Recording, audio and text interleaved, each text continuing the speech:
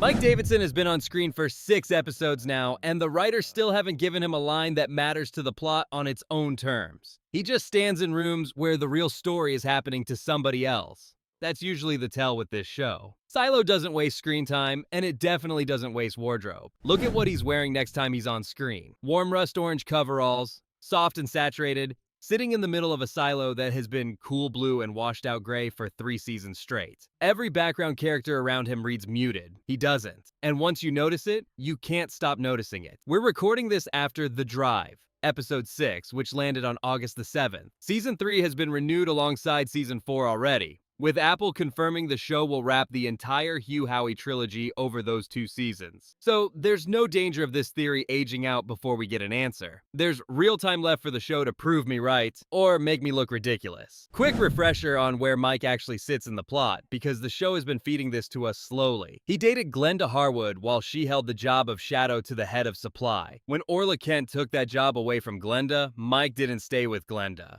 He started seeing Orla instead. 2 relationships, 2 women, 1 job title connecting both of them. That is not a coincidence the show buried. It's a coincidence the show pointed a camera at. Orla was the one asking questions. She'd found signs that supplies were vanishing from critical supply, and while walking the reconstruction near the gap, she worked out something about how the goods might be moving. She told Mike she'd explain everything once she confirmed it. She never got the chance. She missed her nightly check-in with her sister Sheila, which the 2 of them had promised each other since childhood, specifically so nobody would ever have a reason to worry. Sheila filed the report the next morning. That detail matters because it tells you Orla wasn't the type to vanish quietly. Somebody made her. Her body turned up during the mine fumigation, and for a few episodes the show let everyone assume she died breathing gas along with the other victims. She hadn't. The coroner found clean lungs and a skull fracture from blunt force days before the fumigation even started. Somebody killed her, then used a mass casualty event as cover to make the discovery look accidental. That's not panic, that's planning. And Mike's reaction to all of it is the detail that should bother you more than his jacket. Paul Billings comes to question him with his girlfriend 2 days missing, and Mike is calm.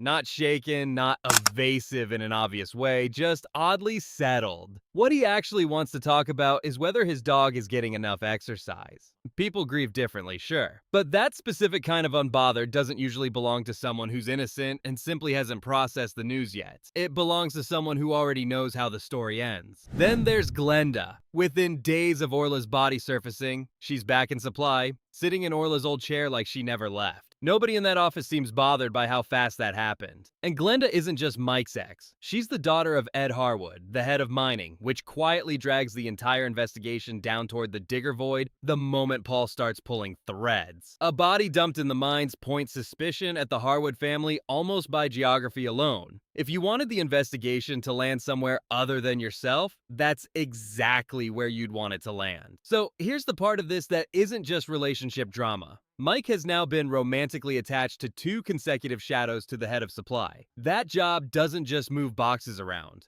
Whoever holds it learns the approval chain for anything leaving critical supply, and the daily rhythm of the one department that controls every physical resource in the silo. If you wanted to move goods out without anyone noticing the gap in the ledger, that is precisely the knowledge you'd need sitting next to you in bed. Which brings us to the actual crisis the show has been building toward. Episode 5 gave us the number directly, no fan math required. Carla McLean tells Paul that critical supply has been bleeding stock for years, and the grow light bulbs, the ones the silo can't manufacture because they came with the original 50-year build, are down to roughly 2 years of reserve left. 2 years before the farms start losing light.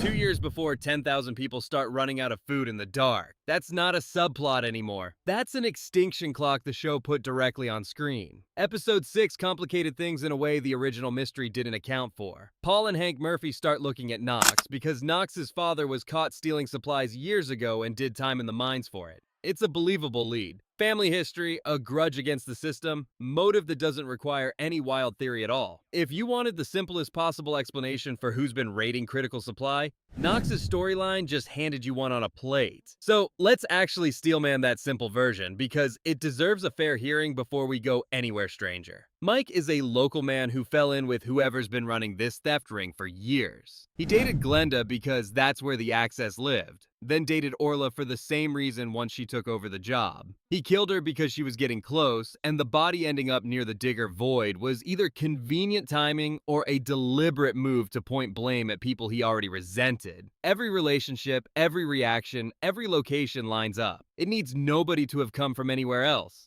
It's clean, and honestly, it might just be correct. Here's where it stops being clean. 2 years of a 50-year reserve doesn't disappear into a black market that exists inside Silo 18, because there's no shortage in Silo 18 for anyone to sell into. Nobody down there is short on light bulbs. There's no buyer, no demand, no reason for a local ring to be hoarding industrial grow lights they can't use and can't sell to their own neighbors. Goods stolen at that scale, over that many years, have to be going somewhere that actually needs them, which means somewhere outside Silo 18 is currently receiving them. Now the costume argument earns its place, because it was never meant to stand alone. It's context, not proof. Silo's production designer, Nicole Northridge, has talked openly about how the art department built Silo 17 on purpose to look nothing like Silo 18. They pitched it early as the creative silo, the one that housed artists and musicians, painted the apartments, and filled the space with greenery the crew nicknamed the Brownery, specifically so the contrast between the two silos would read clearly on screen. Prop designer Jonathan Norman backed that up separately, describing how his team took around 200 pieces originally built for Silo 18 and reworked them with color and texture for Silo 17.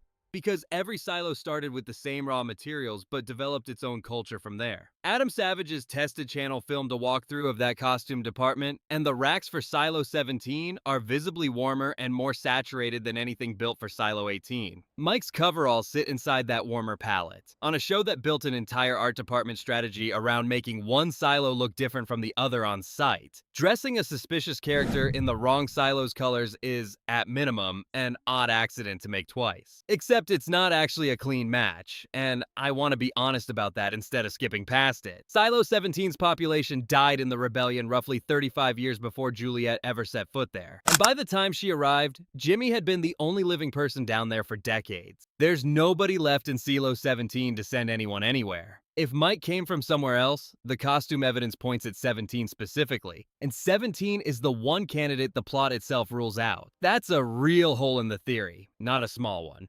And I'd rather name it than pretend the colors solve everything. So if not Silo 17, then which neighbor? The franchise has established somewhere around 50 silos total, a range close enough together that Juliet's crossing to Silo 17 in Season 2, on foot, in a suit, was framed as survivable rather than impossible. That single crossing also matters for a different reason. The safeguard is supposed to trigger the moment there's contact between silos, and yet Juliet went, stayed for months, and came home, and nothing fired in either direction. Whatever that system is actually built to detect, one person quietly crossing on foot apparently isn't enough to set it off. That's either a hole in the safeguard, or the trigger is built around something more permanent than a single crossing, like a physical connection the system can register rather than a body moving through open ground once. Either reading leaves room for someone to have made that walk once, settled in, and simply never been flagged. None of the show's other living silos have gotten enough screen time yet to hand us a confident answer. And I'm not going to pretend a production photo settles a question the writers clearly want to answer later. What I'll say is this. The show has spent 6 episodes making a supporting character look wrong in ways it never needed to. Wrong colors, wrong reactions, and now a motive that doesn't scale to fit inside Silo 18, no matter how you arrange it.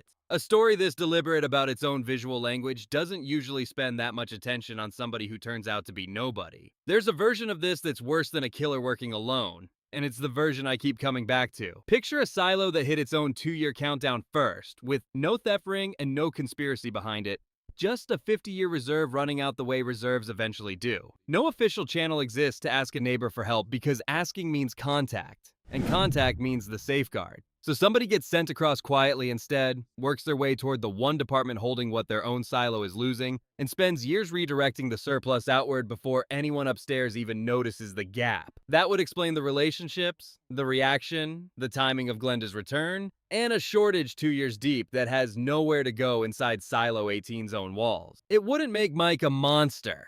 It would make him someone trying to keep his own 10,000 people fed, at the direct cost of the 10,000 people who have no idea any of it is happening. Every piece of what actually aired is exactly what aired. The connections between those pieces are mine, and I'd rather you argue with them than take my word for it. Radio is up next, and if this season is building toward what I think it's building toward, we're not going to be waiting long for the silo Mike actually came from to matter. Tell me where you land on this one, and I'll see you for the next episode.